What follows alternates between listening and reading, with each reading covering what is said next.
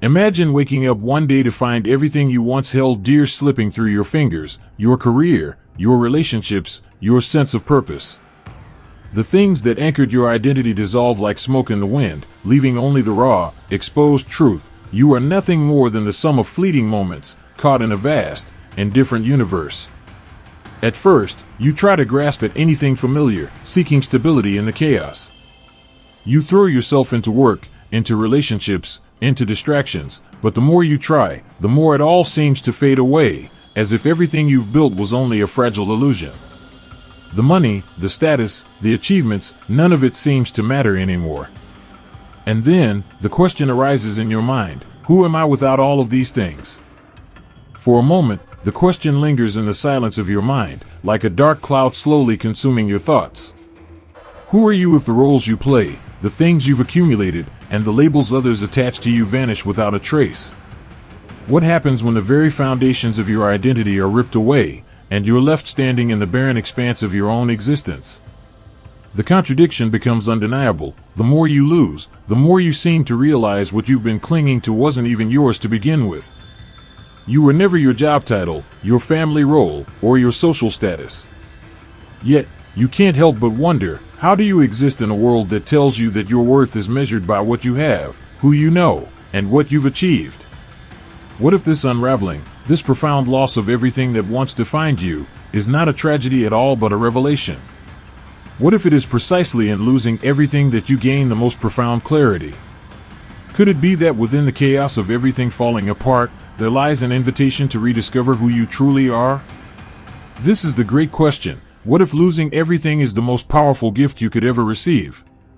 As you stand on the precipice of this unknown void, you feel a strange tug, a deep, unsettling pull that whispers, "Embrace the emptiness." It's in the empty space, the silence, and the uncertainty that life's most profound answers may lie.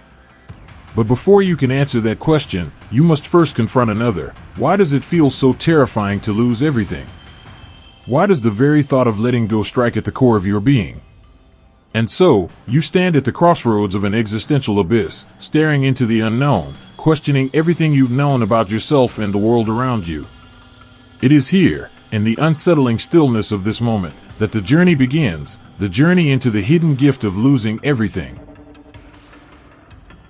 It's easy to dismiss the sense of impending loss as just another moment of personal crisis. We're often taught to equate success with accumulation. The bigger the paycheck, the more impressive the title, the more friends, the more things you possess, the more you are. We grow up internalizing the message that a fulfilled life is one lived in possession of, not one in the absence of. But beneath this surface logic lies a hidden problem. Our entire sense of self is built on an illusion. At the heart of this crisis is the very nature of our identity, a concept shaped by external forces, shaped by our surroundings, by society, and by others. And the moment this external scaffolding begins to crumble, whether through personal loss, failure, or an unexpected upheaval, we are faced with the terrifying realization that we have never truly known ourselves. In the realm of psychology, Carl Jung understood this deeply. He spoke of the persona, the social mask we wear to navigate the world. The persona isn't inherently bad. It allows us to interact with others and function within societal norms. But the danger comes when we mistake the persona for the true self. The more a person identifies with their persona, Jung warned, the more they lose touch with their inner self. And when that persona is stripped away, what is left behind is often a deep, unsettling emptiness, a void that we fear is impossible to fill. Jung's insight into the shadow, the unconscious part of ourselves that contains repressed thoughts, emotions, and desires, also plays a crucial role in understanding why the loss of identity feels so threatening. The shadow, he suggested, represents all the aspects of ourselves that we don't want to acknowledge. These are the parts of us we reject because they don't fit within the socially acceptable image of who we're supposed to be. When the world removes the mask of our persona, the shadow is left exposed. And it is here, in this confrontation with the hidden, often darker aspects of our psyche, that the crisis of losing everything becomes even more pronounced. Friedrich Nietzsche, a philosopher who explored similar themes, took this idea even further. He famously declared, "He who fights with monsters should be careful lest he thereby become a monster."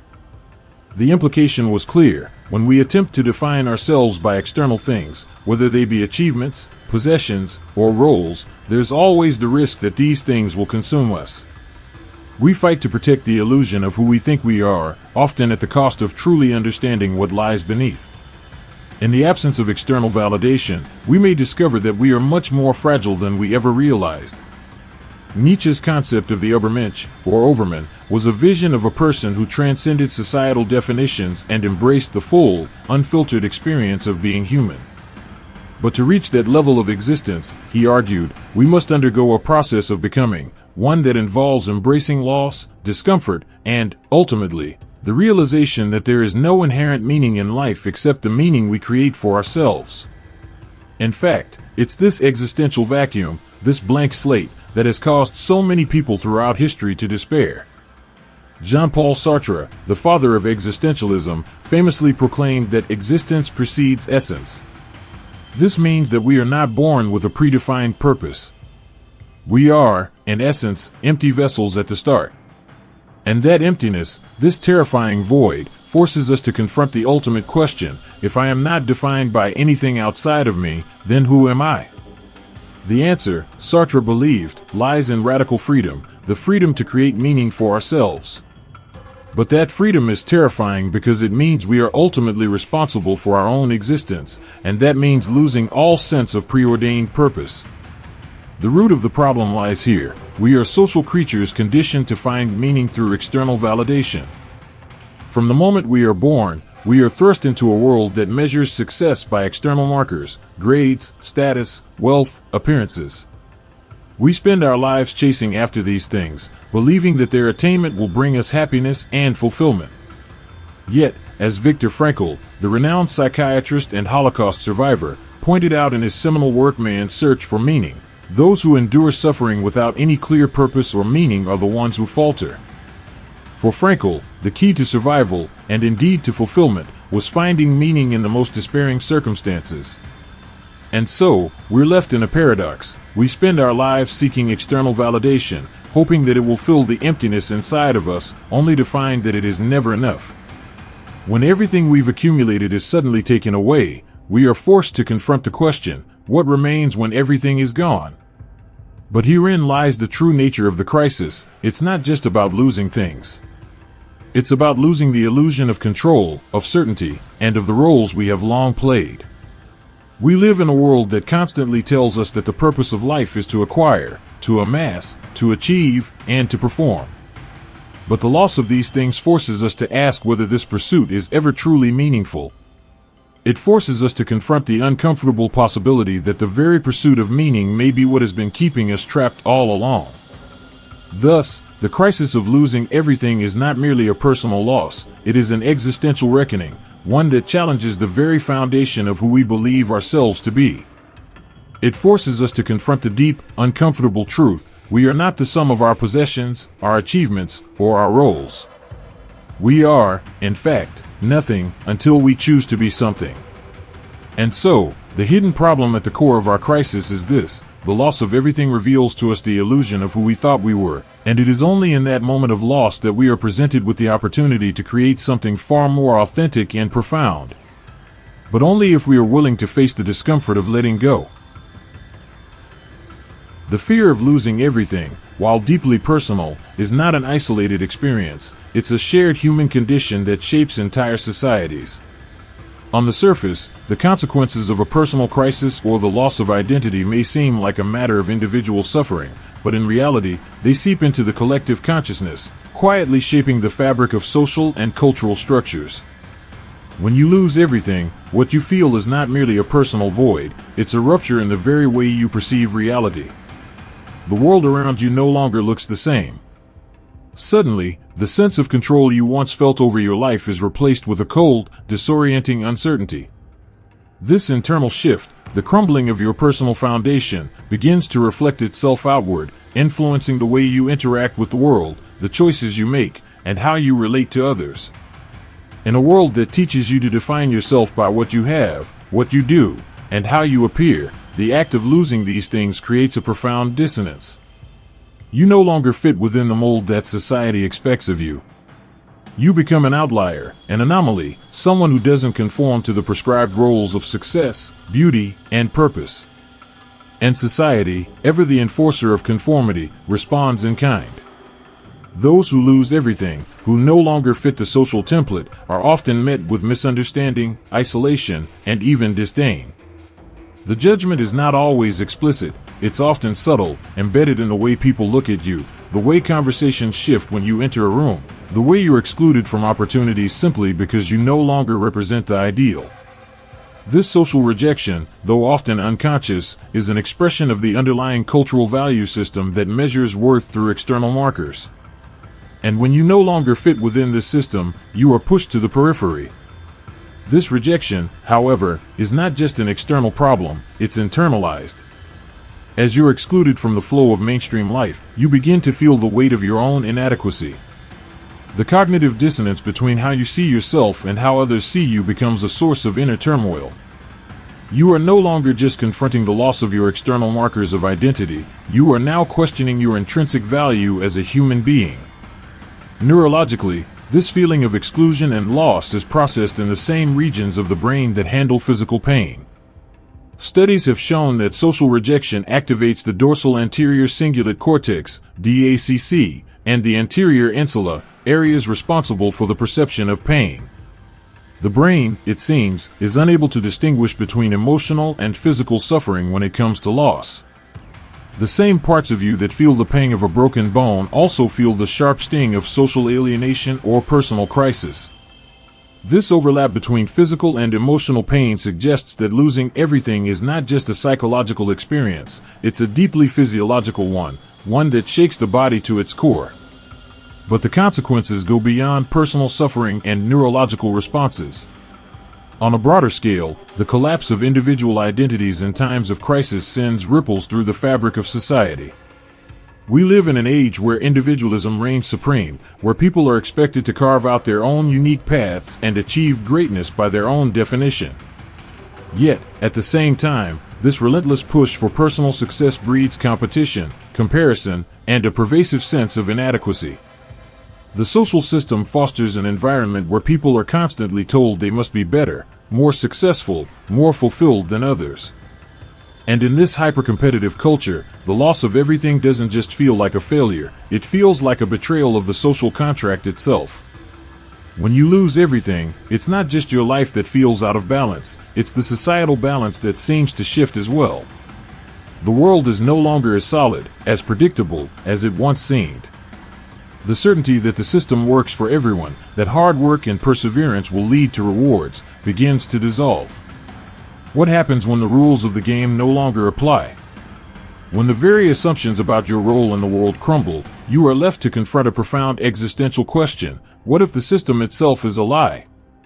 The deeper consequences of losing everything extend beyond individual pain and societal rejection. They have the power to deconstruct the entire worldview that has been built around the idea of success. The loss of everything doesn't just expose the fragility of your identity, it exposes the fragility of the system itself.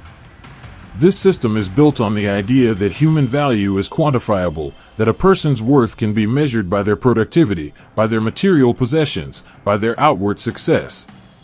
But when these markers collapse, so does the legitimacy of the system that holds them up. This unspoken consequence, the unraveling of societal values and norms, is a necessary aspect of confronting the existential crisis. The truth is, we live in a world that thrives on the illusion of control, the illusion of certainty. The more we try to hold on to things, our jobs, our relationships, our possessions, the more we invest in the belief that our lives can be neatly packaged into categories of success and failure.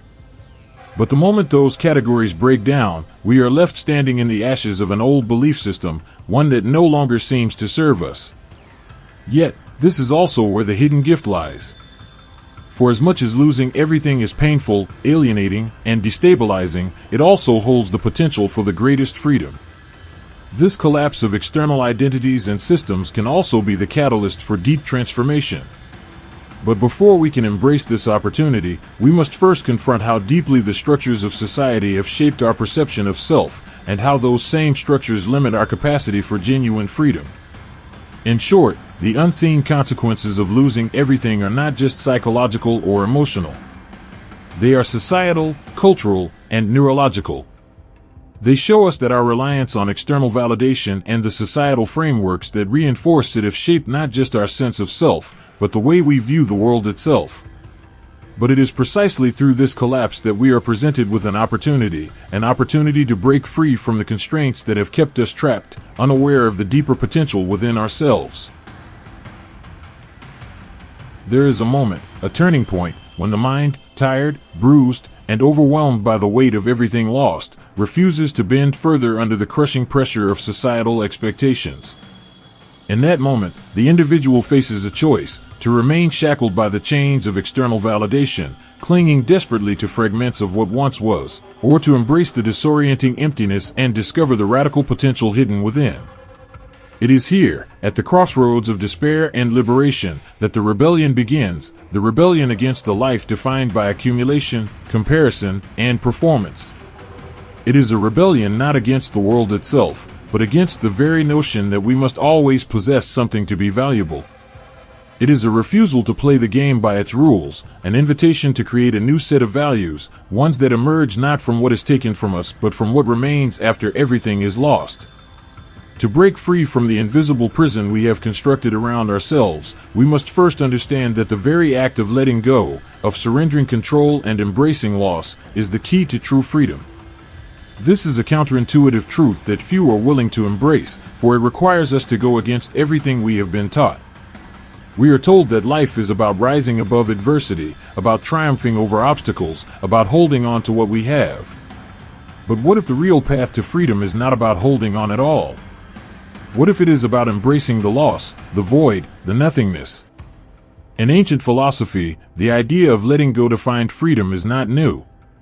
Taoism, with its deeply spiritual roots, teaches the concept of Wu Wei, the art of non-action or effortless action.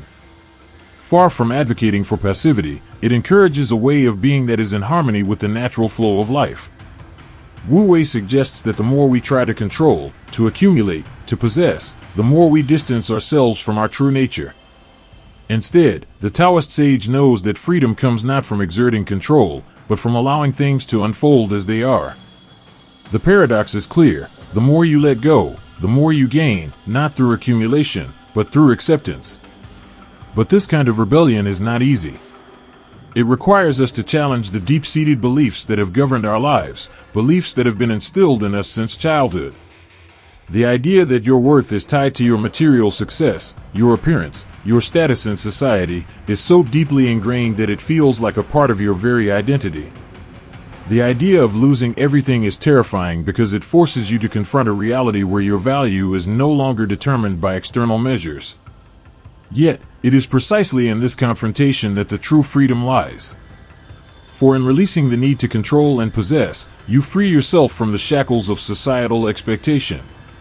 In modern times, we can look to historical figures who have embraced this radical shift in perspective, individuals who, in the face of overwhelming loss, found a way to break free from the chains of external validation and create something entirely new.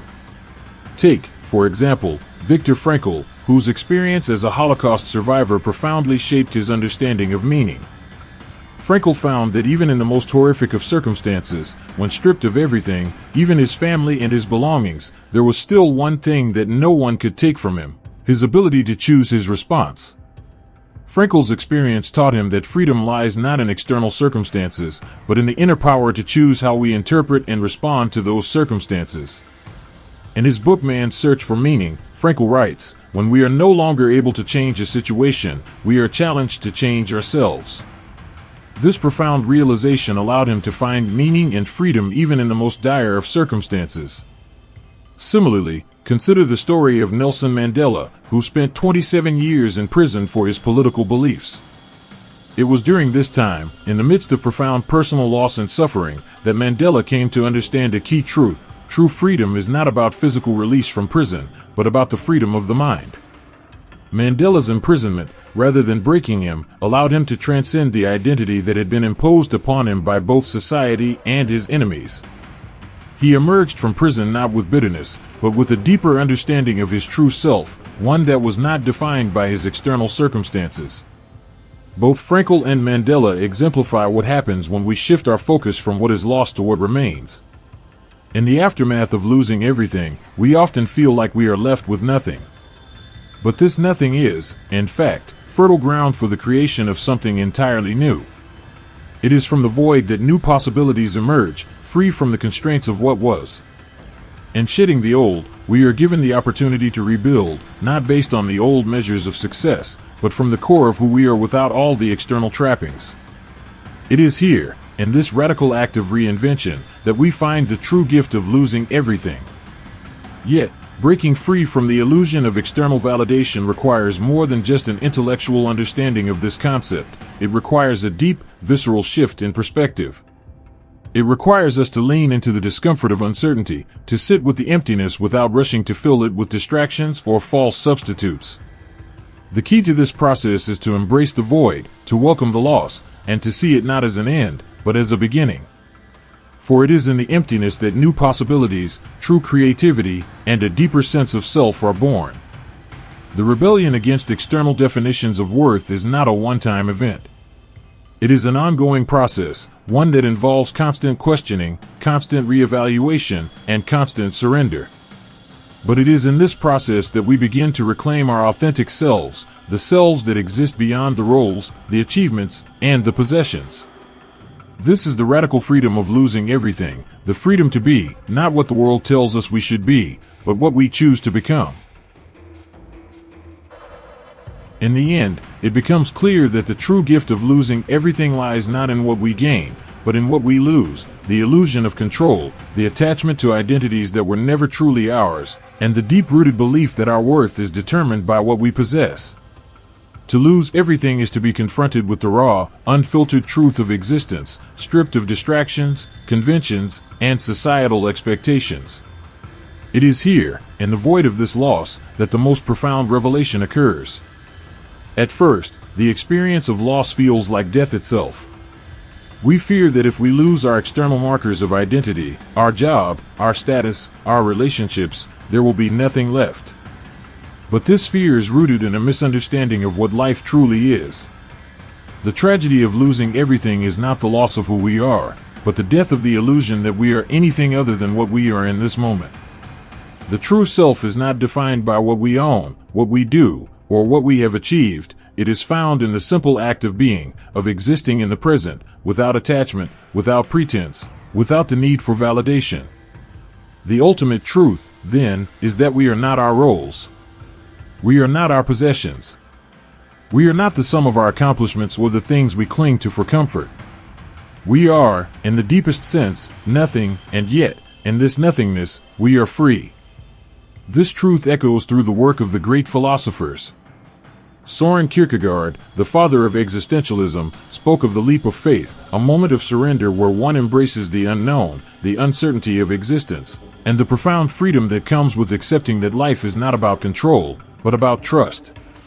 He argued that it is in the acceptance of our own nothingness that we can begin to experience true freedom. In this sense, the void that we fear is not a space of emptiness, it is a space of infinite potential, where anything is possible, where the self is free to become whatever it chooses, unbound by the constraints of society and expectation. Jean-Paul Sartre, too, understood this existential freedom. His philosophy teaches that we are condemned to be free, that we are responsible for creating meaning in a world that offers none.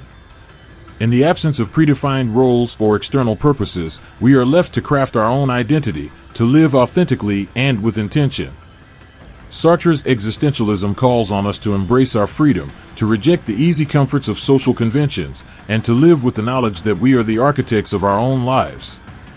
This radical freedom is both terrifying and exhilarating. It demands that we face the abyss without fear, that we step into the unknown with courage. And yet, it is in this step into the unknown that the ultimate gift reveals itself, the power to create meaning in a world that offers none.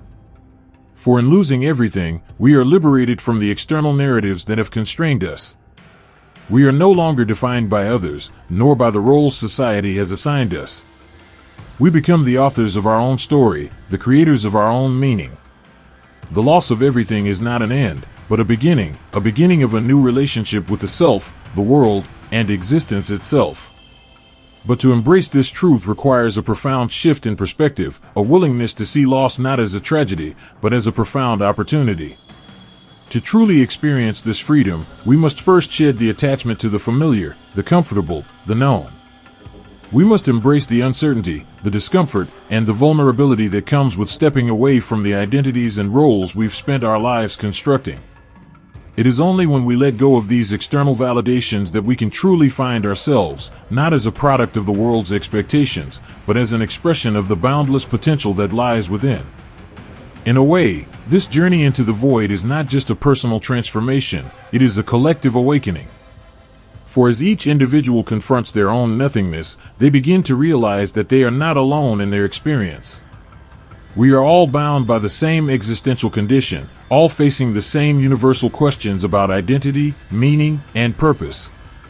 And in embracing this truth, we are reminded that we are connected not by our roles, possessions, or achievements, but by our shared humanity, by the simple fact that we all live and breathe, exist and wonder, in this vast, uncertain universe. The ultimate truth, then, is this: to lose everything is to gain everything.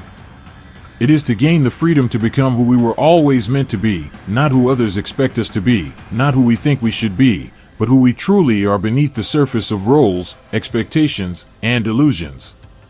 It is a return to the essence of existence, to the profound simplicity of being alive. And as you stand there, at the edge of your own void, you realize that the loss is not the end. It is merely the beginning. The beginning of a new way of being, a new way of seeing the world, and a new way of seeing yourself. It is in this freedom, the freedom to let go, to surrender, and to embrace the unknown, that you find the most profound gift of all, the freedom to simply be. In this space of nothingness, you are finally free to become everything.